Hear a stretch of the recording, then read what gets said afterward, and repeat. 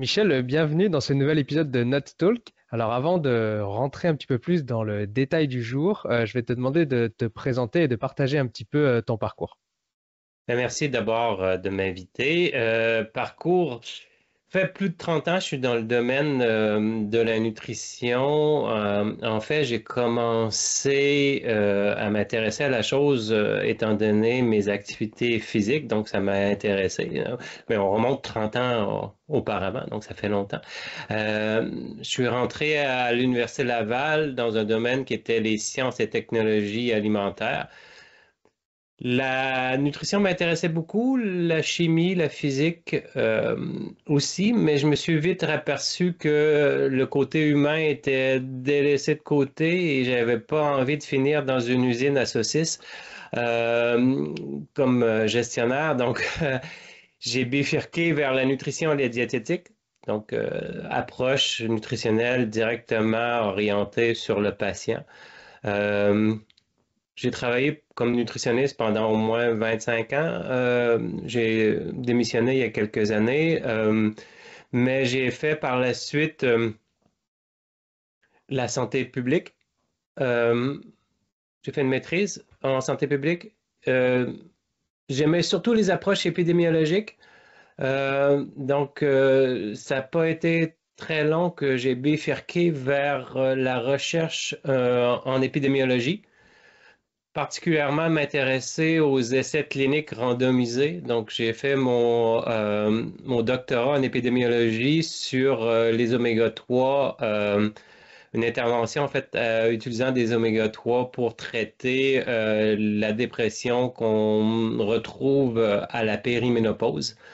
Donc, travailler beaucoup sur ce sujet-là. Eu la chance de collaborer avec des gens aussi beaucoup en France, dont un de mes bons amis, David Servan-Schreiber, qui est décédé il y a quelques années, le psychiatre, qui avait écrit l'excellent livre Guérir. Donc, c'était cette porte qui m'a permis d'aller travailler aux États-Unis, notamment en épidémiologie nutritionnelle avec Walter Willett, qui est probablement la personne la plus citée mondialement dans le domaine médical et le domaine nutritionnel.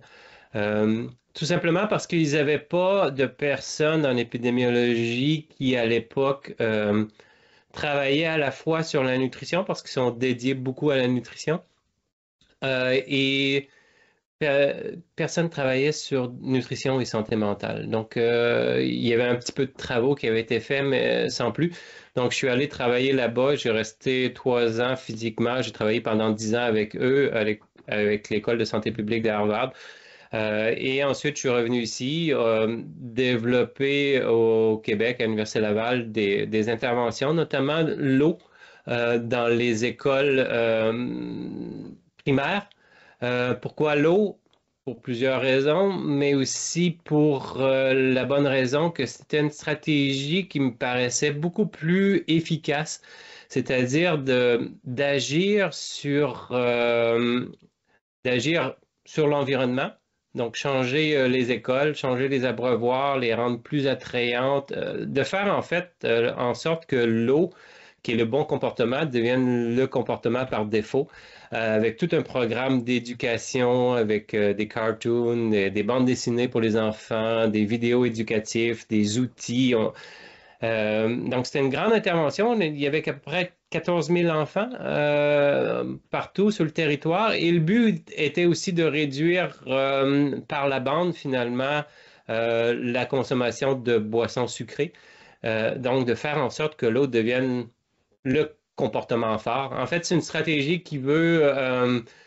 c'est un paradigme, en fait, qu'on appelle arroser les fleurs et non les mauvaises herbes. Donc, on focus sur cultiver les fleurs et faire en sorte que les mauvaises herbes, ben, ils n'ont plus de place. Donc, c'était vraiment cette stratégie, mais est arrivé ce qui est arrivé pendant 3 ans, qui a détruit pas mal de choses, principalement dans les écoles. Donc, ça s'appelle COVID. Et donc, j'ai bifurqué, bifurqué. En fait, ça a relancé des élans chez moi par rapport à la cuisine. Donc, je suis allé faire un cours à l'école hôtelière comme chef. Donc, j'ai complété une formation et entre-temps, mes collègues de Harvard avaient déjà des programmes auxquels j'ai assisté qui étaient sur LT Life, LT Kitchen. Euh, donc, c'est des congrès qui sont organisés pour les médecins, les professionnels de la santé, en collaboration avec des chefs. Donc, il y a de la formation théorique, comme on a l'habitude, mais il y avait beaucoup de pratiques. Donc, les chefs venaient expliquer un peu les fondements, comment on peut traduire ça dans la vie de tous les jours, parce qu'on peut dire aux gens manger plus de légumes. En fait, ça fait 50 ans qu'on le dit, et les gens n'en mangent toujours pas plus. Et je pense que ça a un lien avec l'élément de capacité d'action, ce qu'on peut appeler l'agentivité alimentaire, donc de faire en sorte qu'on a les capacités d'agir. Et donc, j'ai développé ou rapatrié, si on veut, le concept de culinary medicines. Euh, L'Université Laval est la première université francophone dans le monde à offrir une telle formation aux étudiants en médecine. Donc, il faut savoir que la culinary medicine a été développée il y a plusieurs années, en fait 12-13 ans, euh, à la Nouvelle-Orléans, euh, à l'université de Tulane, où ils ont développé justement cette formation pour augmenter ou améliorer l'adhérence ou l'adhésion des étudiants en médecine à une composante éducative plus nutritionnelle. Ce qu'il faut savoir, c'est que depuis les années 60, en fait, ça remonte à très loin, euh, on décrit dans la littérature le manque de formation des médecins ou le manque d'attention à l'égard de la nutrition. Il y a eu plusieurs tentatives aux États-Unis, notamment celle du NIH, le National Institute of Health, donc le grand institut de santé aux États-Unis. Ils ont développé un programme qui s'appelle Nutrition in Medicines il y a de nombreuses années. Et 10 ans après leur programme, ils ont évalué combien d'universités et facultés de médecine avaient le minimum de 25 heures de formation en nutrition dans le cursus et seulement 30% d'entre elles en avaient 25 heures. 25 heures, c'est beaucoup. Quand on regarde ce qui est fait ici aussi au Canada, on est vraiment loin du 25 heures. C'est pratiquement zéro université qui a le 25 heures, probablement certain. Nous, on l'a étudié et 90% des étudiants, presque 100%, ont moins de 10 heures lors de cursus de formation en médecine. Que ce soit au pré-externat, donc quand ils sont sur les bancs d'école, donc les 3 premières années en classe et les 2 années qui sont en stage. Donc sur 5 ans, ils ont moins de 10 heures de formation. Donc c'est pathétique. Quand on sait que la majorité des problèmes de santé, maladies chroniques, liées aux saines habitudes, ben, la nutrition est un des facteurs et sinon le facteur le plus important. En fait, il y a quelques années, il y a eu une publication qui a été financée par la fondation Bill Gates qui montrait que quand on regarde les décès prématurés dans le monde, partout sur la planète, ben, si on arrondit à peu près, c'est 37% qui est lié à une alimentation de mauvaise qualité. Et ça, c'est beaucoup plus, je pense que c'est important pour les gens de comprendre, c'est beaucoup plus que le tabagisme, l'excès d'alcool et l'inactivité physique réunis ensemble. Donc, je vais le répéter pour être certain que les gens comprennent, là. C'est vraiment l'alimentation plus important que l'activité physique, la surconsommation d'alcool et le tabac regroupés ensemble. Et quand on regarde tout ça, en fait, ces données-là montraient que quand on regarde l'assiette, et ça a été confirmé encore aussi il n'y a pas très longtemps là, avec un grand rapport qui s'appelle The Eat Lancet, donc l'alimentation à l'ère de l'Anthropocène. Donc, qu'est-ce qu'on peut faire pour améliorer sa santé, mais aussi celle des écosystèmes dans lesquels on vit? Donc, ça s'appelle la santé planétaire. Donc, ça fait lieu de propos concernant la santé humaine, mais aussi les écosystèmes. Donc, c'est un terme qu'on utilise de plus en plus, la santé planétaire. Et quand on fait le tour de la planète pour regarder l'alimentation des humains, on s'aperçoit qu'il n'y a pas suffisamment de légumes. La pomme de terre n'est pas un légume, by the way. les fruits, les jus de fruits ne comptent pas là-dedans. Euh, Pas assez de légumineuses, pas assez de noix, pas assez de grains entiers, pas assez de bons gras.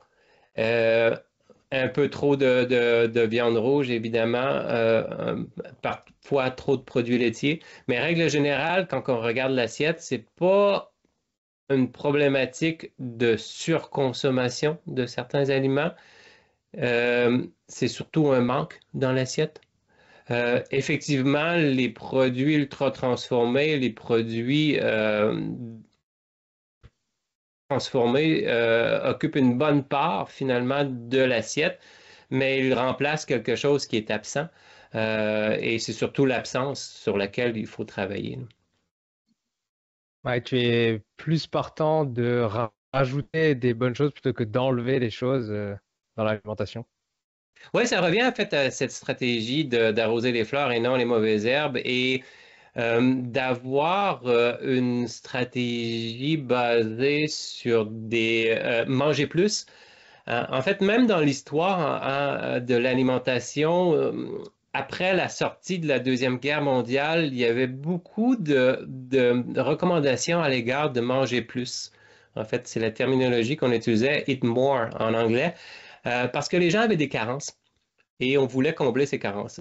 Et après un certain temps, je dirais 20 ans après, on s'est aperçu que là, oh, on observe finalement des maladies chroniques qui n'étaient pas là, qui sont probablement liées à une surconsommation de certains produits. Donc, est arrivé le terme eat less, donc manger moins, et ça n'a pas très bien passé. Donc, manger moins, ça veut dire vendre moins pour certains industriels et ça n'a vraiment pas passé. Donc, ça a fait un tollé, ça a changé beaucoup de politiques un peu partout dans le monde, principalement aux États-Unis, si bien que l'industrie est rendue un peu le renard qui surveille le poulailler. C'est le sénateur McGovern. En fait, il y a des notions que les gens peuvent voir là, sur plusieurs médias, là, mais cette histoire liée au rapport du sénateur McGovern a été une catastrophe qui a réveillé l'industrie, qui a été obligée de se positionner stratégiquement pour avoir des leviers pour faire en sorte que finalement, ils ne perdent pas trop au change. Parce que manger moins, ça veut dire vendre moins et faire moins de profit. Et donc, cette stratégie, je dirais, positive est favorable à double sens. Pour les individus, c'est beaucoup plus engageant de se faire dire de manger plus ou de se faire taper dans le dos en disant, ben vas-y, continue, va dans ce sens, que plutôt que d'arriver avec des restrictions imposées un peu à la religieuse de devoir obéir aux règles immuables de la diététique. Donc, c'est pas très intéressant. Alors, tu as parlé au début de l'épisode de la médecine culinaire. Alors, avant de rentrer plus en détail sur ce sujet, c'est quoi qui a fait que tu t'es intéressé à l'alimentation? C'est quoi qui t'anime vraiment? Pourquoi tu es parti vraiment dans ce domaine-là? Ben, c'est un peu tout ça après de nombreuses années dans le domaine, de constater que ce qui manque à l'alimentation, c'est surtout plein de choses qui sont pas consommées. Et pourquoi ces choses ne sont pas consommées par la majorité? Effectivement, je pense qu'il faut revenir sur l'histoire que l'industrie s'est immiscée dans les cuisines collectives en banalisant finalement l'acte de préparer, de cuisiner. Il n'y a pas juste l'industrie, il y a aussi faut en faire état, toute cette histoire de distraction technologique, le pire étant Facebook, je crois, où une majorité de gens vont passer presque 2 heures par jour sur des réseaux sociaux et les gens vont vous dire, ben, j'ai pas le temps de cuisiner. Ben, je pense faut prioriser un peu ses actions. Sans compter tout l'impact négatif que ces réseaux sociaux-là peuvent avoir sur ce qu'on appelle le focus ou l'attention. Donc ça, c'est un problème d'avenir. Je pense que c'est un grand joueur. Pour revenir à la question pourquoi la médecine culinaire, ben, je pense qu'il faut arriver avec des approches qui sont différentes. On a tendance, surtout en sciences aussi, hein, c'est un peu l'approche qui est préconisée malheureusement, de croire faut toujours faire la même chose et on va obtenir des résultats différents. Einstein appelait ça la folie. Lui, il disait que de faire toujours la même chose et de s'attendre à des résultats différents, c'est la définition de la folie. Et il y a quelques années, un metteur en scène du Cirque du Soleil, pour ne pas le nommer, Franco Dragone, je pense qu'il est belge, disait que c'est la démarche qui génère le produit et que si on ne change pas de démarche, on va toujours produire la même chose. Donc ça, c'était des prémices qui étaient très forts et quand la médecine culinaire ou culinary medicine est arrivée dans ma vie, j'ai fait « Ah mon Dieu, ça n'existe pas en français, ça se traduit mot pour mot. Euh, Voici quelque chose qui est dans le domaine médical, voici quelque chose qui est dans le domaine pédagogique, voici quelque chose qui est engageant, voici quelque chose qui est lié au plaisir, à la cuisine, au positif. Ben, je me suis pas posé trop de questions. Ça a été un engouement comme un bon plat finalement ou un bon vin. On se pose pas la question, on est dans l'action. Euh, je suis sauté à plein pied là-dessus, oui. Dans l'alimentation, bah, c'est souvent dit que l'alimentation, ça a un impact entre 30 et 40% sur notre santé. Est-ce que c'est vraiment le cas? Comment, toi, tu l'as vu depuis toutes tes années d'expérience et comment l'alimentation a l'impact vraiment notre santé? Ben, il faut faire attention de tout mettre sur le dos de l'alimentation. Je pense que, il y a plusieurs habitudes. D'ailleurs, il y a une nouvelle discipline dans le domaine médical qui s'appelle le lifestyle medicine ou la médecine par le mode de vie. Et quand je parlais à mes étudiants en début de session, je leur expliquais c'était quoi les 6 piliers. Bien sûr, le premier pilier, c'est l'alimentation, l'activité physique, le sommeil, les saines relations aux autres, l'absence d'addiction et la gestion du stress. Puis je leur disais, ben, écoutez, vous allez être formé avec très peu d'heures là-dessus, donc vous allez faire quoi comme médecin, tu sais?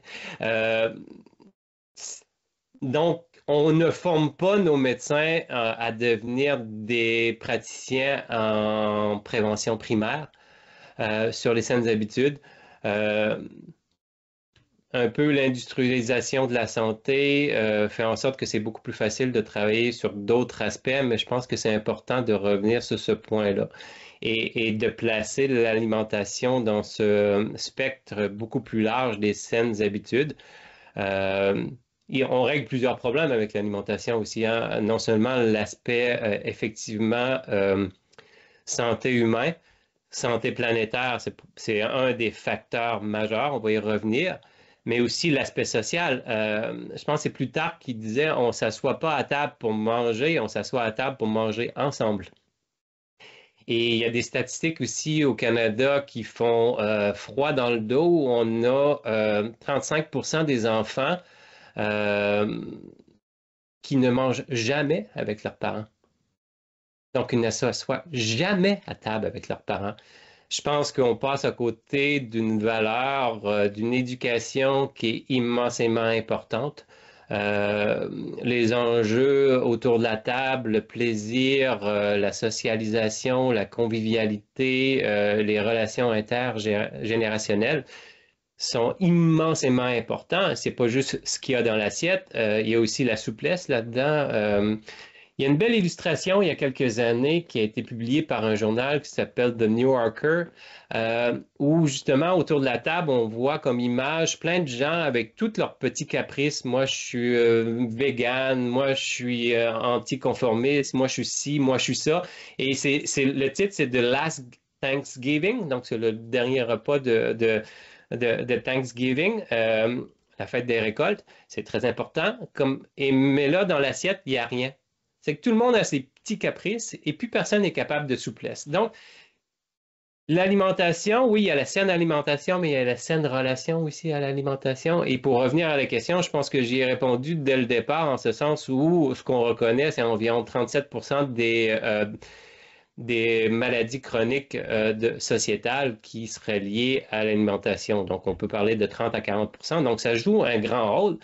Et ça joue aussi un grand rôle aussi dans les gaz à effet de serre. On pense que c'est à peu près un tiers des gaz à effet de serre qui est lié aux habitudes alimentaires.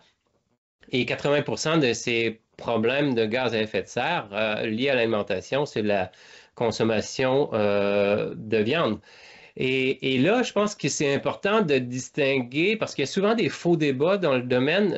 Il y en a énormément. Il y a beaucoup de gens, en fait, qui se promouvoient comme des spécialistes du domaine de l'alimentation parce qu'ils ont lu un article dans leur vie, là.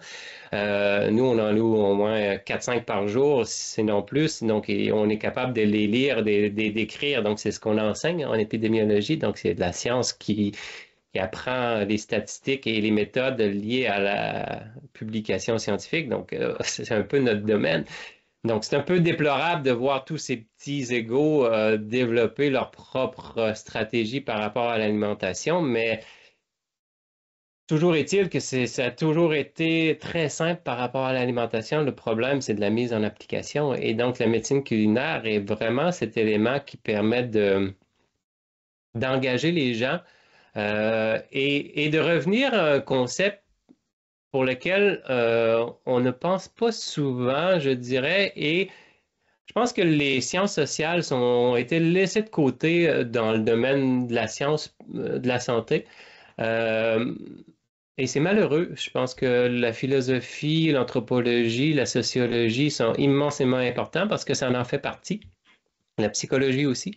Et je vais revenir vers quelqu'un de chez vous, Cynthia Fleury, pour ne pas la nommer, qui est une philosophe, une grande philosophe française, qui a travaillé sur le concept du prendre soin. Et le prendre soin se résume à deux mots, c'est rendre capacitaire. Donc, c'est faire en sorte que tu accompagnes quelqu'un dans ses capacités d'agir et que cette personne-là va multiplier par elle-même ses possibilités d'action. Et donc, il faut toujours avoir ça en tête parce qu'actuellement, on tape beaucoup sur la tête des gens par rapport à leurs responsabilités individuelles. C'est votre responsabilité à vous ce que vous mettez dans votre assiette. C'est votre responsabilité à vous ce que vous choisissez au restaurant. C'est votre responsabilité à vous ce que vous choisissez au supermarché. C'est vrai, mais le libre choix n'est pas le même pour tout le monde. En ce sens, il y a des déserts alimentaires, les ressources financières ne sont pas les mêmes, le temps que les gens leur attribuent à l'alimentation n'est pas le même, la valeur qu'on y accorde n'est pas le même, tout dépendant de l'éducation, tout dépendant de la famille dans laquelle vous avez vécu, vos amis, l'environnement, la culture. Donc, il faut arrêter de taper sur la tête des individus. Je pense qu'il faut faire en sorte d'avoir un peu de leadership. Et les vrais leaders sont ceux qui prennent soin des autres et non d'eux-mêmes. C'est vraiment la caractéristique de base des leaders. Donc, prendre soin des autres et non de soi-même. Donc, servir les autres et non se servir soi-même, c'est souvent la caractéristique des bons leaders. Donc, de travailler sur les environnements alimentaires, de faire en sorte que le choix par défaut soit le bon choix et non le contraire. Parce qu'aujourd'hui, si vous voulez bien manger, pour certaines personnes, ben, il faut travailler très fort. Parce que à tous les jours, finalement, ce qu'on vous sert, c'est pas ce que je vous ai nommé, là, c'est pas ce qui est mis de l'avant. Malheureusement. Et puis, il y a un cuisinier français, un chef que j'adore, Olivier Rollinger, qui a dit que nos achats feront nos emplois, notre paysage et notre santé. Donc, ce vote, ce choix qu'on fait à chaque fois qu'on choisit un aliment, ben, on encourage certains emplois, on encourage certains environnements, on encourage aussi certains aspects de notre santé. C'est important. Et donc, il faut y revenir à chaque fois, mais il faut faire en sorte que le choix par défaut ou le bon choix soit celui qu'on veut voir venir.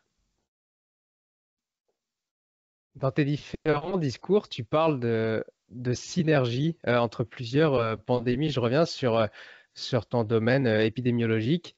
Est-ce que tu peux expliquer comment elles s'alimentent mutuellement et quel rôle elles jouent sur l'alimentation? Ben, en fait, c'est un concept qui a été mis de l'avant en 2019 dans ce fameux rapport, parce qu'il y avait plusieurs articles là, dans le The Eat Lancet, et puis on parlait de syndémie. C'est un nouveau terme qui a été mis de l'avant à cette période où, en fait, ce que ça veut dire, c'est la combinaison de plusieurs pandémies ayant des causes communes. Dans le cas présent, on parle de trois pandémies importantes, l'obésité, donc il n'y a personne qui peut se cacher de la chose, la sous-nutrition, donc c'est des choses qu'on voit aussi, même chez les obèses, ce qui peut paraître bizarre chez les gens. Donc, pensez à quelqu'un qui a une très mauvaise alimentation basée sur des aliments, on ne devrait même pas utiliser le terme aliment, mais des produits ultra transformés, ben, il se crée des carences nutritionnelles importantes. Et les désordres métaboliques créent aussi les désordres nutritionnels. Et à ça s'ajoutent bien sûr les changements climatiques. Donc, ces trois pandémies sont alimentées par les mêmes causes sous-jacentes et vont s'accentuer dans les années qui vont venir. Donc, vous avez juste à penser changement climatique, denrées alimentaires qu'on a un peu partout. Exemple, votre poivron vert vient du Mexique, mais le changement climatique implique que, ben, à un moment donné, peut-être les poivrons verts, vous n'en aurez plus parce que, donc, il va y avoir plein de changements à cause des changements climatiques, notamment au niveau de la distribution de certaines denrées, pas juste alimentaires, surtout le pétrole aussi. Ça va avoir des répercussions importantes sur les aspects santé et donc tout ça s'alimente ensemble. Tu, tu parles de changement climatique. Je pense que c'est important de revenir là-dessus parce que là, pour l'instant, on est parti sur du plus de degrés, il me semble, et j'ai l'impression que c'est un peu souvent mal compris. Euh, Est-ce que tu pourrais un peu expliquer ce changement climatique de 2 degrés et quels sont les impacts concrets qui vont intervenir un peu bah, sur peut-être la production alimentaire et donc sur notre alimentation? Ouais, je vais être prudent, c'est pas mon domaine. Je vais pas prendre une expertise qui n'est pas la mienne, mais Euh, je pense qu'au niveau vulgarisation, souvent les scientifiques, malheureusement, pensent que communiquer, c'est communiquer des résultats. On revient un peu à la science sociale aussi. Il y a une façon de communiquer, il y a un message qui est à communiquer. Pour quelqu'un comme moi qui vit au Québec, plus 2 degrés, tu te dis, waouh, enfin, il va pas faire moins 20, tu sais. Euh, donc, mais ça, c'est mal compris de la part des gens, mais plus 2, ça veut dire qu'il y a des endroits, tout simplement, sur la Terre qui ne seront plus vivables. Et ça va arriver très rapidement, et donc, ce qui va amener beaucoup de migration de peuples, donc beaucoup de conflits sociaux, beaucoup de conflits par rapport à la nourriture aussi, parce que là, à un moment donné, la population grandit trop rapidement et le système n'est pas fait pour l'accueillir. Donc, il va falloir y penser sérieusement. Ces changements climatiques, ben, ça amène toutes sortes de bouleversements dans l'agriculture. Je pense qu'il y a des gens beaucoup mieux formés que moi pour en parler, mais je pense que ça va avoir des répercussions importantes. Tu as parlé d'une habitude, enfin d'une saine habitude alimentaire. Est-ce que on parle beaucoup de l'alimentation méditerranéenne qui est souvent mise en avant. Est-ce que pour toi, c'est une alimentation qui est réellement bénéfique? Oui, ben en fait, l'alimentation méditerranéenne ou l'alimentation à base de plantes, je vais expliquer dans quelques secondes, c'est en fait les approches qui sont préconisées par l'ensemble des culinary medicines ou de la médecine culinaire, on peut en parler pour l'Université Laval, qui est préconisée dans cette approche de médecine culinaire. La médecine culinaire, on ne l'a pas définie encore, mais c'est tout simplement l'utilisation de l'art culinaire pour une médecine plus nutritionnelle. Donc, il y a trois domaines. En fait, les domaines de base sont effectivement la médecine, l'épidémiologie, la nutrition, mais on utilise l'art culinaire comme outil d'intervention, comme outil pédagogique pour plusieurs raisons. Parce que de un, c'est plus engageant et plus motivant pour les gens, donc stratégie positive, mais aussi tout cet élément de prendre soin qu'on a discuté tantôt. Le problème, du moins pour ma part, pourquoi les gens n'ont pas suffisamment de légumes, de fruits, de légumineuses, de noix, de grains entiers, de bons gras dans leur alimentation, c'est juste que c'est un élément de capacité, donc de répétition. Il y a beaucoup ça aussi dans ce qu'on appelle l'agentivité alimentaire. Donc, agentivité, on entend le mot agent, donc devenir un agent actif pour soi-même et pour les autres. Ça requiert finalement des capacités d'agir.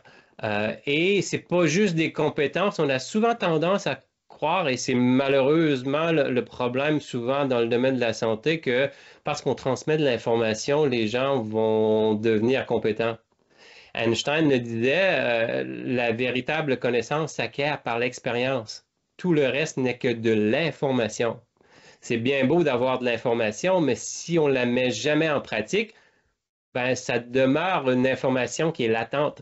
Et donc, la médecine culinaire, elle joue à ce niveau-là entre le côté informationnel et pratique. Donc, on parle de processus d'activation.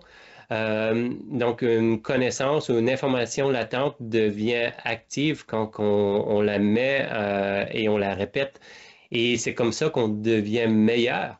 Euh, c'est là-dessus qu'on travaille avec la médecine culinaire et pourquoi l'alimentation méditerranéenne ou l'alimentation à base de plantes, parce que ça en fait partie, ben, au niveau scientifique par rapport à l'alimentation, d'ailleurs, ils ont fait, il y a quelques années, en fait, il y a 2 ans, ils ont regardé les 10 principes établis par l'American Heart Association, donc l'Association américaine des maladies du cœur, qui est une des institutions de prévention mondiale qui est très prédominante là, dans le domaine cardiovasculaire ou de la santé globale. Et puis, c'était les mêmes principes que nous, on avait aussi il y a quelques années à Harvard pour ce qu'on a fait qui s'appelle l'assiette santé. Euh, et ces 10 principes qu'on a déjà parlé un peu, mais qui est basé aussi sur la science. Donc, c'est les dernières connaissances sur la science. Et puis, on a regardé les différents modèles ou identités alimentaires ou diètes à la mode. Et puis, l'alimentation méditerranéenne ou l'alimentation à base de plantes était celle qui répondait le mieux aux 10 critères.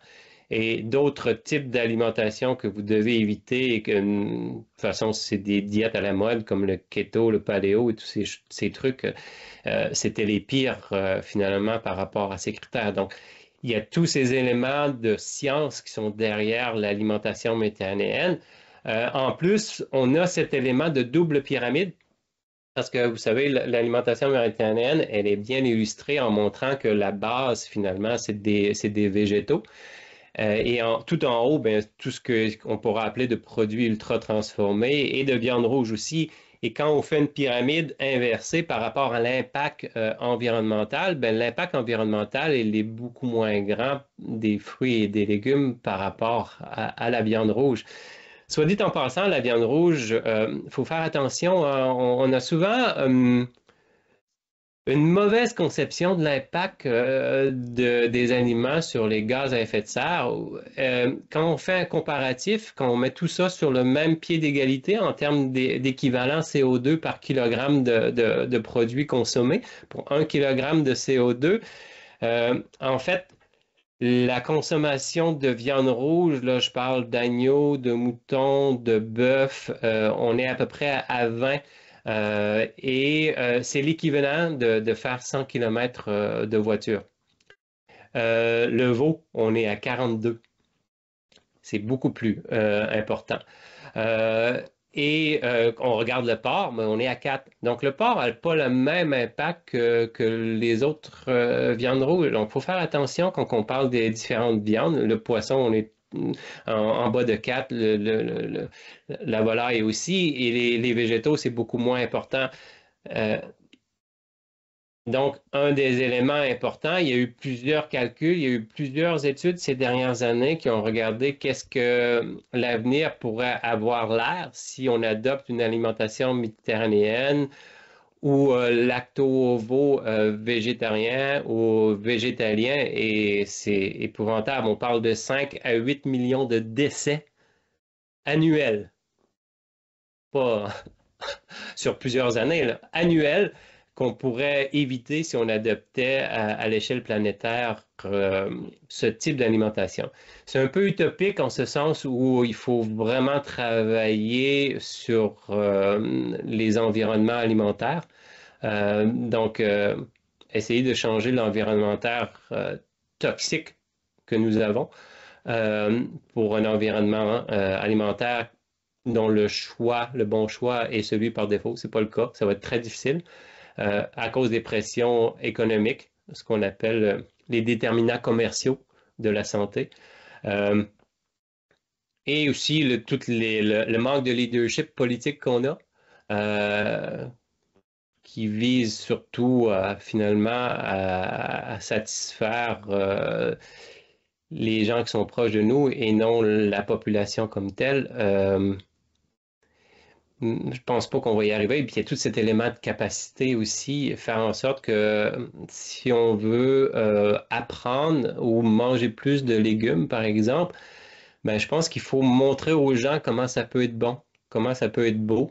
Et ça passe par mettre la main à la pâte et Ouais, le faire plusieurs moi, j'ai fois. l'impression, dans ce que tu expliques, c'est que ce qui empêche un peu les personnes d'adopter une alimentation plus saine, c'est vraiment le fait de faire, comme tu as dit, de mettre la main à la main à la pâte. Pour toi, est-ce qu'il faudrait avoir des cours d'éducation à l'alimentation à l'école ou même, je sais pas, mettre des choses peut-être obligatoires. Alors, j'aime pas le mot obligatoire, mais qui permettraient aux personnes de commencer à faire pour peut-être prendre du plaisir et finalement rentrer dans une roue, on va dire, plus bénéfique. Ben, c'est ce qu'on fait avec le cours de médecine culinaire pour les étudiants en médecine. À la session dernière, il y a une étudiante qui a dit, ben, c'est la première fois que j'ai un cours où je me sens nostalgique quand le cours termine. On parle de futurs médecins.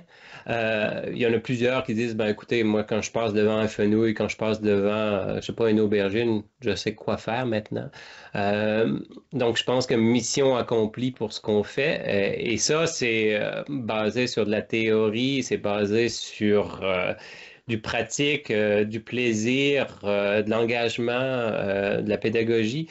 Donc, on a tout travaillé ça et effectivement, si on met ça de l'avant très rapidement à plusieurs moments dans la vie, ça peut être que bénéfique. En fait, même la médecine culinaire, bien qu'on vise qu'on améliore la santé des patients, ce qu'on fait en premier, c'est qu'on améliore la santé des médecins. Et c'est difficile d'être un leader. En fait, d'être un leader, c'est marcher en avant. Donc, c'est de faire les premiers pas, puis un peu de montrer la route. C'est d'agir comme une boussole, finalement, ou d'avoir des valeurs pour lesquelles on inspire les gens. Donc, c'est ça, être un leader. Et donc, c'est un peu ça qu'on fait avec nos étudiants en médecine. On peut le faire à plusieurs niveaux. Et je pense que c'est important pour lancer un message aussi dans cette histoire d'agentivité alimentaire, effectivement, il y a cet élément de répétition du geste, de capacité, mais il y a aussi tout l'élément de structure qui est lié au temps, le temps qu'on va lui accorder, qui est lié aussi à la valeur qu'on va lui accorder.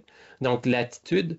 Donc, il y a tous ces éléments-là sur lesquels qu'on doit travailler et de faire en sorte que ces activités-là deviennent des choses qui sont aussi importantes que le français, que les mathématiques. Je pense que ça aurait un impact majeur. Il y a déjà des gens un peu partout qui le font. Il y a plusieurs petites initiatives. Est-ce qu'il y a des impacts à grande échelle? Actuellement, pas encore, mais il y a beaucoup de gens qui sont en marche. Euh, donc, il y a des beaux programmes et les résultats sont faramineux. Là. Si on peut prendre juste des cas de gens qui ont des problèmes d'obésité ou de diabète aux États-Unis où ils sont impliqués dans des cliniques de médecine culinaire avec plusieurs thérapeutes. Évidemment, ben, c'est fini là, la médication. Donc, c'est une maladie sociétale, le diabète qui est lié à l'alimentation et l'inactivité physique. Et on règle le problème très rapidement. Donc, il faut aussi une certaine volonté de la population pour faire bouger les politiques publiques. Et c'est l'outil par excellence. Tu as parlé juste avant de la réduction de la consommation de viande, et puis c'est souvent cité pour une nécessité, on va dire, écologique. Alors en France, on dit qu'il faut à peu près 500 grammes de viande rouge par semaine, enfin ne pas dépasser 500 grammes de viande rouge par semaine, et puis surtout d'améliorer la qualité en choisissant, par exemple, des vaches qui broutent de l'herbe, etc. Euh, c- Comment est-ce qu'on peut concilier euh, un régime, on va dire, omnivore avec une alimentation plus durable? Oui, c'est un régime omnivore qu'on pourrait même appeler, on l'appelle flexitarien en fait, pour être précis. Donc, les flexitariens, ce sont des omnivores qui ont une alimentation de base pescétarienne, c'est-à-dire lacto-ovo-végétarien avec du poisson, mais qui à l'occasion vont consommer des produits animaux, de la viande. Et effectivement, le choix de la qualité a une répercussion importante. Le problème, c'est pas juste la viande comme telle. Le problème majeur, c'est la qualité de la viande. Je pense que ça vient de chez vous, là, d'un boucher là, qui disait qu'on devait plus s'attarder à la qualité du produit. Donc, peut-être d'éliminer et de demander, peut-être moins problématique pour vous, mais ici en Amérique du Nord, du moins, de ne pas consommer la viande produite dans des élevages à grande échelle comme celui aux États-Unis ou celui au Brésil qui, on sait, sont des élevages qui sont nocifs au niveau environnemental. Donc, de mieux choisir. Et effectivement, en manger moins. Vous avez un 500 grammes, mais je pense que la science montre que c'est idéal, c'est en bas de 300 grammes par semaine. Et soit dit en passant, l'alimentation méditerranéenne est pas mal basée là-dessus. On utilise souvent la viande comme assaisonnement et non comme un plat principal. Et ça joue ça fait une grande différence. Donc, on n'est même pas dans la privation, on est plutôt dans une philosophie d'assaisonnement. Et aussi, il faut ajouter cet élément de qualité finalement par rapport à la viande qu'on n'a pas. Malheureusement, on n'a pas souvent le label, donc faut poser la question, mais plus on pose de questions, ben, plus on va avoir de réponses. Donc, il ne faut pas hésiter à, à poser ces questions-là par rapport à la qualité de la viande à tout niveau, partout sur la planète, là. J'aimerais qu'on parle un petit peu des comportements alimentaires. J'ai lu ou j'ai vu que tu parlais de la pyramide de Cartman. Alors, est-ce que tu peux un petit peu nous en parler et quel lien tu fais avec l'alimentation? Oui, le DDT, en fait, le Dread Dramatic Triangle, donc le triangle dramatique de Cartman, c'est avec un K, qui était un médecin psychiatre qui a regardé finalement quelles sont les approches qu'on utilise. Quand on a une approche centrée sur les problèmes, les sous-jacentes, c'est souvent l'anxiété que ça génère. En fait, il faut voir la chose comme un triangle où les gens sont vus comme des victimes. Et donc, s'il y a une victime, c'est qu'il y a un bourreau, il y a un persécuteur. Et si un bourreau, un persécuteur, ben là arrive finalement l'Avenger ou le grand sauveur. Donc, il y a beaucoup de gens qui ont cette philosophie et pensent en termes de problèmes et oublient le fait que ça génère énormément d'anxiété. Donc, c'est vraiment un peu les forces sous-jacentes du mauvais leadership qu'on voit un peu partout dans toutes les sphères. Euh, alors qu'il y a un triangle inversé, en fait, qui a été développé il y a plusieurs années, dont les gens connaissent l'acronyme, qui est TED. C'est The Empowerment Dynamic, donc la dynamique d'empowerment, en fait. Et là, les gens ne sont plus vus comme des victimes, mais plutôt comme des créateurs. Il n'y a plus de persécuteurs comme tels. On a des gens qui sont là pour challenger on n'a plus de grands sauveurs. Et ça, les médecins et les gens en recherche se croient beaucoup à cet égard-là, là, comme sauveurs, mais c'est plutôt des coachs. Donc, les coachs sont vraiment... Et on revient à ce principe de prendre soin. Euh, Prendre soin, c'est vraiment ça, hein. On est vraiment dans le coaching. Donc, c'est d'accompagner quelqu'un dans ses capacités d'agir. Et tandis qu'un sauveur, on aime bien l'idée, mais c'est un peu de la foutaise parce que ça aide vraiment pas quelqu'un, ça.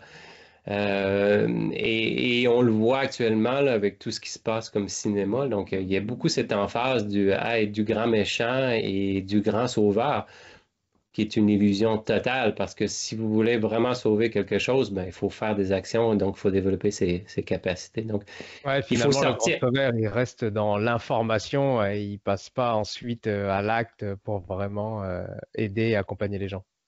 Effectivement, et ce triangle-là, ce qui est intéressant, le triangle TED, c'est que au lieu d'être basé sur les problèmes, c'est basé sur les solutions. Et la dynamique de fond est basée sur la passion, ce qui est très différent comme approche quand même. Et donc, il faut y revenir. Donc, souvent, même aussi en sciences, même les exposés de la majorité de mes collègues, 90% de l'exposé va être sur le problème. Puis à la fin, si on a un petit peu de temps, la conclusion, on va émettre des hypothèses par rapport aux solutions. Pourquoi pas faire l'inverse? Pourquoi pas parler des solutions et de mettre de l'avant finalement quelles sont les fleurs qu'on doit arroser? Les mauvaises herbes, on verra s'il en reste après, tu sais. Et donc, c'est un peu ça, hein, c'est toute une question de leadership. Et si on revient encore à cette histoire de leadership, j'ai beaucoup de misère avec la vision actuelle du leadership où 90% en fait des leaders, ce qu'on reconnaît, c'est les leaders qu'on met en place, ce sont des leaders égo-systémiques. Et ce qui est intéressant, c'est qu'il y a un plafond lié à la conscience on passe après ça un leadership qui est écosystémique, donc tourné vers les autres. Et c'est uniquement 10% des leaders. Et 90% des leaders, ce sont des ultra-experts, des experts et des gens performants. Donc des gens, oui, qui ont une expertise pour eux-mêmes, mais ce pas des bons leaders, ce pas des gens qui sont tournés vers les autres, c'est des gens qui sont tournés vers eux, vers leur organisation. Donc, et les leaders qui sont plutôt écosystémiques, mais c'est que 10%, donc c'est très peu de leaders. Euh, Certains défendent l'idée qu'il faut réintroduire, on va dire, le plaisir dans l'alimentation. On voit beaucoup aujourd'hui, faites-vous plaisir, faites-vous plaisir. Est-ce que la médecine culinaire reste dans cet aspect-là? Et comment finalement est-ce qu'on fait pour concilier plaisir et en même temps une bonne nutrition? oui, c'est effectivement, on utilise beaucoup de mots vides de sens dans nos sociétés actuellement. J'ai entendu un de vos collègues français disait que c'est des mots tartes finalement parce qu'on prend le moule et on ne s'intéresse pas au contenu ou au sens. Euh, il faut relativiser le mot plaisir par rapport au bonheur. Plaisir, c'est individuel, bonheur, c'est collectif. L'un ne va pas sans l'autre. Effectivement, il faut mettre le plaisir sur la table, mais je pense qu'il ne faut pas oublier le bonheur. Donc, ce qui implique nos actions par rapport à nous-mêmes, mais aussi par rapport aux autres. Donc, c'est hyper important. Cette notion de plaisir, elle est mise de l'avant dans la médecine culinaire avec cette notion aussi de bonheur, mais euh, on le met de l'avant parce que c'est important comme outil d'engagement, de motivation. Et c'est effectivement un élément important de nos vies.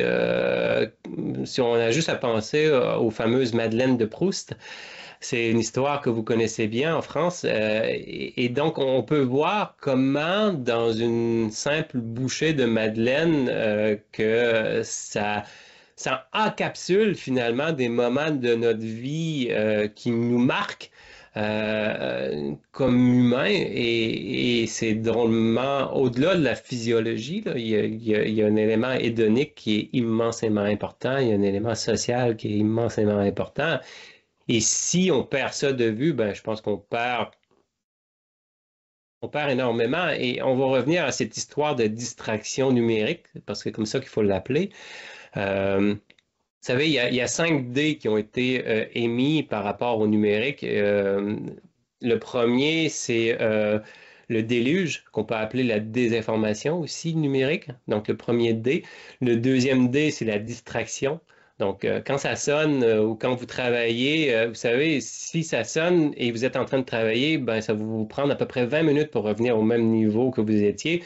Et ça, en plus, ça vous empêche aussi de bien développer votre attention et votre focus. Donc, ça détruit énormément l'aspect du travail que vous faites. À ça, ça s'ajoute finalement tout l'élément de dépression. C'est même montré qu'il y a des éléments d'anxiété qui sont liés au numérique parce que les gens se comparent beaucoup par rapport aux autres. Il y a aussi cette démence qui est développée avec le numérique parce qu'on ne fait plus l'effort de retenir un numéro de téléphone. Bon, on n'a pas besoin de le faire, c'est déjà, on n'a plus besoin d'adresse de retenir. Donc, et à ça, il arrive le dernier élément où les gens ont une déduction par rapport au numérique parce que c'est vu sur du numérique, ben, c'est la vérité. Et par rapport à l'alimentation, ben, je l'ai dit tantôt, si on prend 2 heures pour passer du temps sur les réseaux sociaux, et ben, c'est un 2 heures qui n'existe pas, qui n'est pas pris pour être vraiment dans le moment présent, de donner la valeur que ça doit avoir. Un élément qui est aussi important que ça. Le mot nourrir, ça veut dire beaucoup, hein. Nourrir, c'est assurer la survie, hein. Et d'ailleurs, quand on dit qu'une femme allaite, elle nourrit son bébé. Donc, elle lui permet de vivre. Donc, c'est assurer la vie et c'est quelque chose d'immensément important. Donc, y a-t-il une activité plus importante que celle-là, hormis la reproduction? Tu sais, dans nos vies, il n'y a pas d'élément aussi important. Je pense qu'il faut revenir un peu à ces éléments de psychologie, de moi du désir, finalement, de René Girard, mais c'est trop vaste pour en parler actuellement, là. Est-ce que finalement il faudrait en revenir à ce qu'on appelle la pleine conscience? Est-ce que ça peut changer notre manière de consommer? Ah, mon Dieu. Je pense que pleine conscience est un élément qu'on doit éviter d'utiliser. Pas que la conscience est un problème en soi, c'est une question non résolue. En fait, l'histoire de conscience, ça fait plusieurs années. En fait, même la revue Science, il y a quelques années, a fait une édition spéciale pour son 125e anniversaire. Ils ont posé 125 questions non résolues par la science. La première question, c'était est-ce qu'on est seul dans l'univers? Et la deuxième question, c'était par rapport à la conscience. Donc, on posait la question plutôt biologique, mais en fait, on ne sait pas si la conscience émane du cerveau comme tel ou si le cerveau est une boîte de réception ou un élément qui permet d'agréger la conscience pour en faire quelque chose d'utile. Donc, il y a beaucoup de gens qui ont travaillé là-dessus. Il y a même des gens en physique quantique actuellement qui travaillent sur cette hypothèse. Donc, c'est une question qui est non résolue et la conscience, c'est un état. C'est pas une action. Donc, on ne peut pas faire conscience. Et même quand on regarde la méditation, j'ai pratiqué longtemps la méditation Vipassana. Fait plusieurs séjours aussi de méditation de 10 jours, de 10 heures par jour de méditation. Et ce qu'on apprend quand on travaille la méditation, c'est l'attention, la concentration. Ça n'a rien à voir avec l'histoire de conscience. La conscience, c'est un état. Et par rapport à l'alimentation, on peut pas. C'est plus le terme attention. Donc, on devrait parler d'alimentation en pleine attention et non pleine conscience. On mange, on est attentif à ce qu'on mange. Et même la personne qui a mis de l'avant, en fait, le terme en anglais qui est mindful ou mindfulness, ben, la vraie définition que lui en utilise et qui est utilisée un peu partout, ben, c'est d'être attentif, d'être présent au moment. Et ça, c'est lié à l'attention, ça n'a rien à voir avec la conscience. On ne peut pas faire conscience, c'est un état. Donc, c'est plutôt le terme attention, d'alimentation en pleine attention et non pleine conscience. Je pense que ça doit éviter ce terme de pleine conscience, là. Dans une société, du coup, où tout va vite, comme tu l'as dit, on prend même plus le temps de manger en famille ou même avec les autres. Comment est-ce qu'on peut redonner aux individus ben, l'envie et le temps de cuisiner sans que on le voit un peu comme une contrainte? Ouais, cette philosophie est à changer et ça se change assez rapidement quand les gens mettent les mains à la pâte, je dirais. C'est un terme général pour dire, ben écoutez, faut cuisiner ensemble, faut apprendre ensemble, s'asseoir pour manger ensemble. Euh, et on développe énormément à cet égard-là. Nous, dans le cadre du cours, les étudiants, bien sûr, ils ont une trentaine d'heures de formation par les meilleurs spécialistes dans le domaine de l'alimentation, l'épidémiologie, euh, organoleptique aussi. Mais on a 7 ateliers de 5 heures ensemble où on va cuisiner, eux, ils vont cuisiner 3 à 4 recettes différentes. On va revenir sur le mot recette aussi. Et moi, comme chef, on en fait 3 4 aussi. Donc, finalement, ils ont à peu près 6 à 8 plats différents par soir qu'ils vont déguster, comprendre comment c'est réalisé, plus tous les autres ingrédients qui sont inclus. Donc, finalement, ça fait un total qui est assez impressionnant. Et il y a une étudiante il y a quelques années qui nous avait dit quelque chose d'intéressant où vous savez, il a dit, moi, mes meilleurs amis, durant la session, si j'ai la chance de manger 2 fois, de m'asseoir 2 fois pour souper avec eux. On utilise le terme souper ici, vous dites dîner. C'est beau. Mais là, avec vous, je me suis assis à table 7 fois. Et donc, il se développe des liens qui fait en sorte que ma foi, tu sais, c'est rapporté par les étudiants, c'est des choses qu'on voit. Ils prennent plus le temps, malgré un horaire très chargé. Si vous pensez que vous avez un horaire chargé, là, je vous invite à venir voir les calendriers des étudiants en médecine de premières années. Euh, donc, ils prennent plus le temps de cuisiner, plus le temps aussi de manger avec leurs amis. Leurs discussions avec leur famille ont complètement changé. Leurs relations, surtout avec leur mère, changent énormément. Et ils sont devenus un peu les spécialistes. La semaine dernière, d'ailleurs, on avait un cours sur l'anti-gaspillage et on travaillait la carotte, notamment les fans de carottes. Vous savez, la partie verte qui est jetée par la majorité des gens.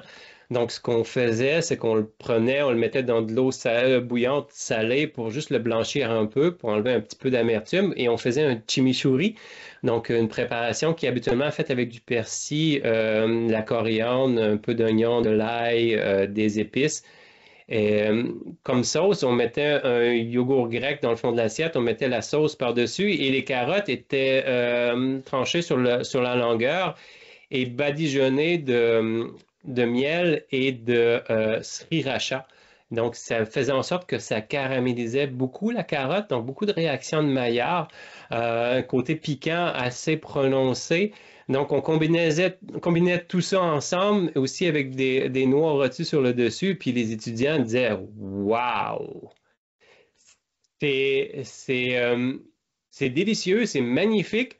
Et puis, ce qu'ils avaient comme propos, c'est que ils vont faire des blagues à leurs parents. Ben, je vais cuisiner des carottes. Tu sais, c'est comme quelque chose d'un peu banal, mais c'est tellement un plat qui est visuellement impactant, mais en bouche, c'est un 360. Donc, c'est ça qu'on apprend aux gens et on l'apprend en le faisant mais aussi en le goûtant. Donc, toutes ces étapes sont importantes, là. Est-ce que tu peux nous expliquer un peu plus en détail de ce qu'on retrouve un peu dans la médecine culinaire que tu proposes? Comment tu fais rentrer les gens dans cet univers et comment tu ouais, détailles un petit peu la formation ou ce qu'on va y retrouver et pourquoi c'est si important que ça? Oui, ben en fait, on a développé un cadre pédagogique qui va travailler d'abord à l'externe sur tout ça se fait en harmonie, mais Sur les compétences, souvent, on va revenir à ce qu'on a dit tantôt. Oui, les compétences informationnelles sont importantes, que ce soit la connaissance par rapport à la physiologie, le corps, la santé, la relation entre l'alimentation et différents problèmes de santé. Donc, c'est toute la connaissance qui est hyper importante. Une connaissance qui est souvent oubliée parce que les gens n'ont pas cette formation-là, que ce soit du côté médical, que ce soit de la diététique, nutrition aussi, et même malheureusement des chefs. Toute cette science organoleptique, juste prendre le terme umami, plein de gens ne savent pas que c'est la cinquième saveur et pourtant c'est très bien décrit, on connaît les récepteurs et comment on la décrit, d'où elle vient, quels sont les éléments importants, quel est l'élément de synergie, parce que l'umami, il y a une synergie qui se crée entre l'umami de base et ce qu'on appelle des sources d'umami synergiques. Exemple, si vous combinez les tomates qui contiennent du glutamate, qui est l'umami de base, et si vous les combinez avec des champignons qui contiennent une substance qui s'appelle la guanosine, qu'on dit un umami synergique, 1 plus 1 égale 3. Donc, on parle de synergie. Et ça, c'est uniquement pour l'umami. Il faut comprendre comment fonctionne le sel. Le sel, le principal élément, c'était montré, je pense, dans la revue Nature ou Science. Je suis toujours mélangé entre les deux revues, mais c'est que l'impact majeur du sel, c'est de réduire l'amertume. Un impact très important. Donc, c'est pour ça que c'est très difficile à des fois de réduire le sel. Et by the way, l'umami, à cause de cette capacité en fait, ça veut dire goût savoureux, hein, l'umami, quand on traduit umai et mi. Umai, c'est savoureux et mi, c'est goût aux saveurs délicieuses, si on veut. Ça permet de réduire la quantité de sel qu'on peut avoir dans un plat. Donc, de travailler sur l'umami peut en sorte de réduire la quantité de sel. Mais au-delà de réduire la quantité de sel, il y a aussi l'acidité. Les gens les plats qui sont souvent délicieux des chefs, ils vont avoir une bonne acidité. Et dans les vins aussi, c'est la même chose. Donc, mais malheureusement, les gens ne savent pas ou ont peur de l'acidité. Et l'acidité permet de casser tout ce gras, donc de rendre les choses. En fait, les Anglais ont une belle expression par rapport à l'acidité qui est brightness, donc quelque chose qui apporte de la luminosité. L'acidité fait saliver. Croquer dans un citron, vous allez le voir. Et donc, ça amène de l'eau en bouche, donc ça amène de la fraîcheur. Et ça va jouer aussi un peu sur une certaine synergie avec le sel. Donc, si vous ajoutez l'acidité avant, donc vous avez besoin aussi de mettre moins de sel. Donc, il faut toujours passer en ajoutant un peu cet élément-là. Donc, vous comprenez que juste au niveau théorique, on peut vous montrer comment on peut agir sur votre façon de cuisiner en vous donnant de l'information, mais en allant plus loin que ça, en vous faisant pratiquer la chose. Et je suis un fervent défenseur du fait que les recettes, c'est plutôt une orientation qu'une destination. Et la meilleure façon de ne pas savoir cuisiner, c'est de suivre une recette à la lettre.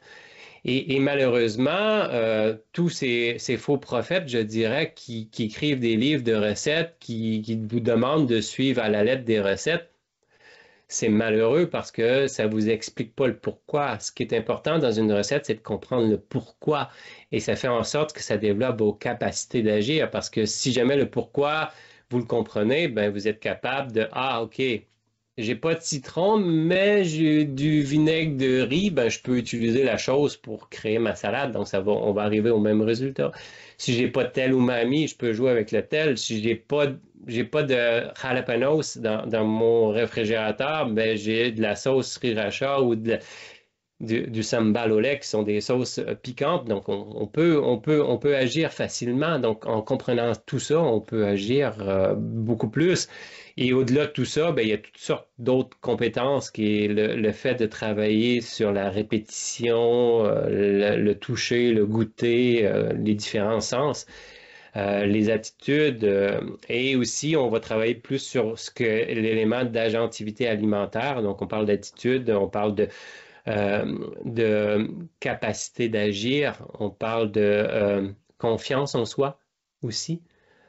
Souvent, on va faire des choses parce qu'on a confiance en soi, on va le répéter parce qu'on l'a réussi. Et si on fait une erreur, il faut apprendre, bien sûr, de nos erreurs. C'est comme ça que le cerveau fonctionne, mais il faut avoir des moments aussi où on développe cette capacité d'agir par des expériences qui sont favorables. Et tout ça va mener finalement à une certaine autonomisation. Et on parle aussi beaucoup en médecine culinaire, du moins dans notre cadre pédagogique, d'imprégnation. Tant qu'on est imprégné, ben en fait, on est totalement investi d'une seconde nature où on adopte finalement un peu le parfum de la chose. C'est important, l'imprégnation, ça devient comme une seconde nature et on devient autonome là-dedans, et peu importe la situation. Donc, c'est ce qu'on veut faire. Donc, on est vraiment dans cet univers du prendre soin avec la médecine culinaire. Oui, on a des connaissances. On n'est pas là pour bafouer les connaissances. Je pense que c'est important, mais il faut rappeler que la véritable connaissance, elle devient active quand on la met en pratique. Et on oublie Alors, souvent cet élément. alors j'ai peut-être déjà ma réponse, mais si tu devais donner un conseil pratique aux auditeurs pour ben, un peu transformer leur alimentation, pour mieux manger, ce serait quoi? Je pense que c'est ça, c'est l'élément le plus important, c'est de lui faire la place. Donc, de dire, en fait, il y a un type il y a quelques années qui avait écrit un livre qui s'appelle Priorité aux priorités. Euh, donc, il faut à quelque part faire le ménage de sa vie et dire, ben, c'est quoi mes priorités? Moi, si vraiment l'alimentation est une priorité pour vous, ben, je pense qu'il faut y donner la priorité. C'est pas normal de prendre 2 heures sur des réseaux sociaux et de pas avoir au moins 1 heure pour cuisiner. Et c'est souvent très lié à beaucoup de plaisir en cuisiner, hein. Il faut remettre ça au goût du jour et ça se fait pas seul, donc ça peut se faire en groupe. Il y a même des gens qui vont cuisiner avec leurs amis parce que souvent ils se voient pas souvent et ils vont avoir la chance de cuisiner ensemble. En plus, on se retrouve avec plein de bons petits plats qui sont cuisinés maison, donc ça vaut la peine à tous égards. Donc il faut y faire la place, mais il faut mettre la main à la pâte, comme on le dit depuis le début, et d'avoir des expériences qui sont favorables. On n'est pas obligé de faire des grandes recettes, hein. Malheureusement, même, je dirais, les émissions de télévision culinaires lancent un mauvais message. Et je pense qu'il faut s'en servir comme élément quand vous regardez, même moi, j'écoute plusieurs émissions, là, dont Top Chef français, qui est probablement le seul que j'écoute parce que je trouve que le niveau culinaire est très élevé. Euh, mais si vous convertissez finalement tous ces heures de télévision en action, c'est minime. Même pour moi, je dirais, qui apprend beaucoup là-dedans, il n'y a pas de conversion. Donc, il faut faire attention au temps qu'on accorde pour lequel on convertisse tout ça en quelque chose de pratique. Là, on ne le fait pas avec les émissions culinaires. Donc, c'est du divertissement finalement. Il faut le voir pour ce que c'est. Le côté pratique, malheureusement, il n'est pas assez présent. Donc, tout ça va ensemble. Donc, la place qu'on lui fait, mais aussi d'en faire euh, et de pas nécessairement commencer avec des hauts standards. Vous savez, oui, la gastronomie, c'est quelque chose, mais quand vous regardez ce qu'on fait dans des restaurants pour être capable d'arriver à un tel niveau de cuisine, ben, vous savez, on a 40, 50 cuisiniers qui travaillent toute la semaine pour réaliser des plats. Donc, c'est énorme comme charge de travail. On ne peut pas faire ça à la maison, mais on peut, par la science, par les connaissances, par les habitudes, par essai-erreur, arriver à des résultats, ma foi, qui sont très simples. On peut juste prendre l'exemple des carottes tantôt, qui est en plus anti-gaspillage. Donc, d'arriver à un résultat qui est simple, facile à faire, qui ne demande pas trop de temps non plus. Et ça, c'est tout autant gastronomique qu'un plat d'un étoilé, tu sais. On arrive doucement aux dernières questions de l'épisode. Pour toi, c'est quoi bien manger? En fait, mon inspiration de bien manger vient de deux choses. Je pense qu'il y a saine alimentation et surtout saine relation à l'alimentation. On l'oublie souvent, hein, c'est un problème de plus en plus important. C'est comme le yin et le yang, je dirais. Et actuellement, beaucoup de gens ont une mauvaise relation. Euh, La nutritionnalisation excessive en fait partie, donc cette vision que manger, c'est uniquement pour la santé, c'est pas uniquement ça, hein. Il y a tous les autres aspects dont on a parlé. Puis il y a à tout ça, il y a aussi cette fameuse vision du réductionnisme nutritionnel, donc de voir les aliments comme uniquement finalement pourvoyeurs de nutriments, c'est pas uniquement ça. Et puis la somme de tous les composantes d'un aliment est souvent beaucoup supérieure aux nutriments pris individuellement, là. Euh, mais je pense que pour revenir à votre question, pour être précis, c'est slow food, je pense qu'il y a la meilleure définition. C'est pas la mienne, c'est de manger, bien manger, en fait, c'est de manger des aliments bons, sains et justes. Donc, trois termes différents. Bon, ça réfère à ce que ça devait être. Si c'est pas bon, ben, vous ne le mangez pas. Et c'est là qu'on arrive à quelque chose d'important, je dirais, plus on avance dans cette expérience gustative. Euh, on ne va pas manger des choses produites industriellement ou du pain produit industriellement quand on est habitué à manger un bon pain au levain fait par un boulanger, parce qu'il y a une perte énorme au niveau du goût, au niveau des flaveurs. Quand c'est bon, c'est bon. Et quand on le reconnaît, quand on a développé ses papilles et tous les sens qui sont liés, ben, quand il y a une perte, ben, tu sais, on le sait qu'il y a une perte là. Donc, je vais pas. C'est pour ça que j'ai beaucoup de difficultés actuellement avec ce qui est produit commercialement. C'est pas bon. Ce De toute n'est pas bon. façon, on le voit bien hein, pour les personnes qui achètent des tomates en hiver. On le voit bien. Non, mais enfin, pour être totalement objectif, elles sont dégueulasses. Enfin, je suis désolé, mais elles n'ont aucun goût. Franchement, pour les personnes qui nous écoutent et qui ont déjà cultivé des tomates dans leur jardin, je suis désolé, mais les tomates en hiver, c'est pas des tomates, c'est rien du tout. Ça n'a pas de goût.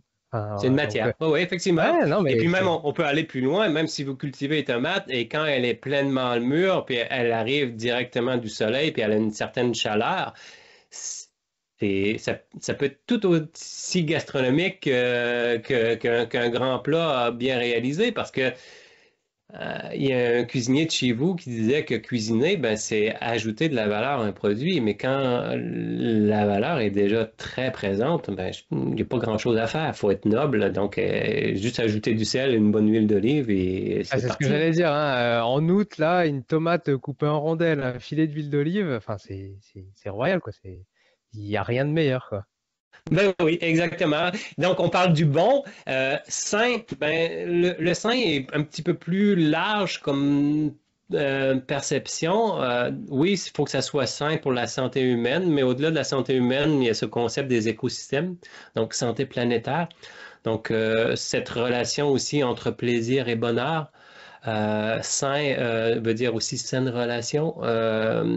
L'alimentation doit être liée à de la flexibilité et quand il y a de la rigidité, ben ça marche plus là. Les gens sont très rigides actuellement par rapport à l'alimentation et je pense que ça demande un petit peu plus de souplesse. Je pense qu'il y a quelqu'un de chez vous qui disait qu'il ne faut pas trop se prendre au sérieux, il y aura aucun survivant, là. Donc, il faut ramener tout ça. Donc, tu sais, c'est pas parce que vous allez manger quelque chose qui est riche en gras saturés ou peut-être plus nocif pour la santé, mais il n'y a pas d'aliment, en fait, qui peut vous sauver aujourd'hui, puis il n'y a pas d'aliments qui vont tuer. Mais tout ça doit se placer, en fait, dans un équilibre. Il y a quelques années, il y a des collègues à moi qui ont développé une vision large de la saine alimentation où on place les aliments sur un continuum. Donc, il y a les aliments qu'on dit d'exception. Donc, ça le dit, en fait, on doit consommer ça de manière exceptionnelle, très rare occasion. Il y a après ça des aliments d'occasion, donc plus temporels, mais il y a des aliments quotidiens, donc des choses qu'on doit consommer de manière quotidienne. Et malheureusement, le discours actuellement, surtout balancé par l'industrie, là, cette histoire d'équilibre. Le corps ne fonctionne pas comme un chiffrier comptable où une journée, vous avez du positif, puis le lendemain, vous avez du négatif, ou vice-versa, d'aller manger du fast-food et vous pouvez compenser le tout le lendemain par une salade de légumineuses. Le corps ne remet pas son compteur à zéro à tous les jours. Donc, il faut être capable d'avoir cette vision du continuum. Et c'est pas parce que vous allez manger du fast-food une journée que vous allez mourir la semaine suivante. C'est juste que si vous en consommez de manière occasionnelle ou de manière quotidienne, ben, vous vous mettez drôlement à risque. En plus, vous mettez le système planétaire drôlement à risque à cause de vos choix alimentaires. Donc, cet élément sain-là est global et juste, ben, je pense que ça fait état d'empathie par rapport à, et aussi de bienveillance par rapport à notre espèce, mais aussi par rapport à la planète. Dernière question, c'est quoi pour toi ton petit plaisir alimentaire, ta collation, ton snack favori? Ça peut aussi être un plat ou un simple aliment. C'est un choix qui est difficile parce que j'aime beaucoup de choses, mais les choses qui se rapprochent le plus, il y en aurait deux, je dirais. Je pense que le crabe des neiges est quelque chose d'immensément important dans ma vie parce que j'ai grandi en Gaspésie, qui est la partie est du Québec, ressemble beaucoup à la Normandie, donc pour situer vos collègues français.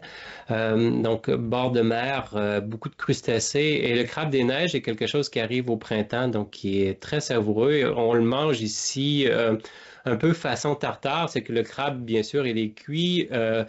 Décortiqué et on n'a que la viande du crabe et on va joindre à ça des petits morceaux d'avocat et un peu de cébette, un petit peu de mayonnaise et donc c'est préparé comme finalement comme un tartare qu'on va manger avec du courton euh, avec un Riesling. Là, j'ai hâte là, parce qu'on y arrive bientôt. Là, c'est vraiment quelque chose qui est très prisé ici.